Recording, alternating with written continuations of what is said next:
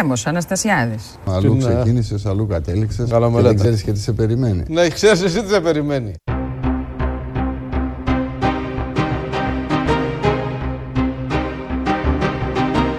Αυτό που έκανες ήταν απαράδεκτο και θα σου στοιχήσει σε όλη σου τη ζωή. Θέλεις να ξέρεις πόσα έπαιρνα από το θέμα το μήνα? 6.000 ευρώ καθαρά, ξεφτύλα. Απειλές δεχόμασταν και ακόμη δεχόμαστε. Εντρήσατε το πρώτο θέμα. Είχατε 40 εσείς, 40 ο Τριανταφυλόπουλος και 20 ο κ. Καραμίτσος. Ανάθεμα την ώρα για τη στιγμή.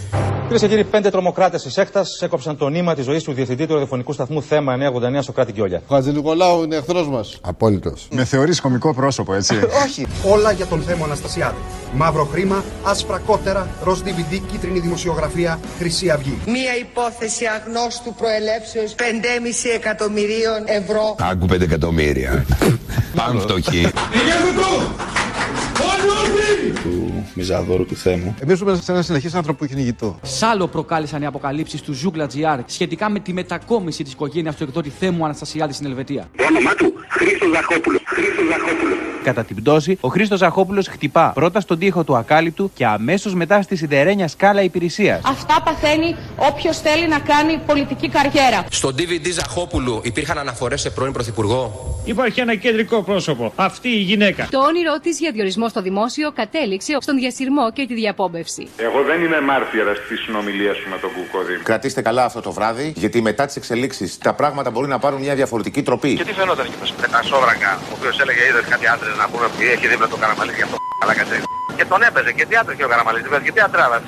Δεν είναι πρωταγωνίστρια η κυρία 35χρονη, αλλά είναι ο Λάκης. 25 χρονών, εύσωμος, αθλητικός, με θεληματικό πηγούνι. Ο τίτλος είναι εκτός της εφημερίδας Πρώτο Θέμα, ο Μάκης Τριανταφυλόπουλος. Ίσως κάποια στιγμή να τον συγχωρήσω, δεν ξέρω αν θα τα καταφέρω. Λοιπόν, στο τέλος θα αποδειχθεί ότι είσαι. Είναι ντροπή σου να λες τέτοια ψέματα. Εάν δεν βγει δημόσια να μου ζητήσει συγγνώμη, θα τον κυνηγάω μέχρι την κόλαση. Γιατί εγώ στον παράδεισο, αυτά που έχω κάνει στη ζωή μου δεν πρόκειται να πάω. Στην κόλαση θα πάω. Βγάζουμε την κουκούλα από τον κομιστή του ροζ DVD. Δεν υπάρχει εμβολία ότι είναι πολύ στριμωγμένος, αλλά τώρα όλα έχουν και ένα όριο. Δεν στέκεται αυτό το πράγμα ούτε σε μικρά παιδιά. Του άλλου του κομιστή, αυτό που πιάσαν με τις μαύρες σακούλες στα σύνορα Γαλλίας-Ελβετίας.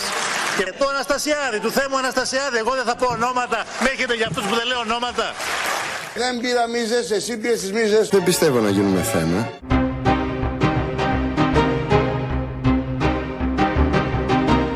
Αυτή η ιστορία ξεκίνησε με αίμα και δυστυχώς θα κλείσει με αίμα.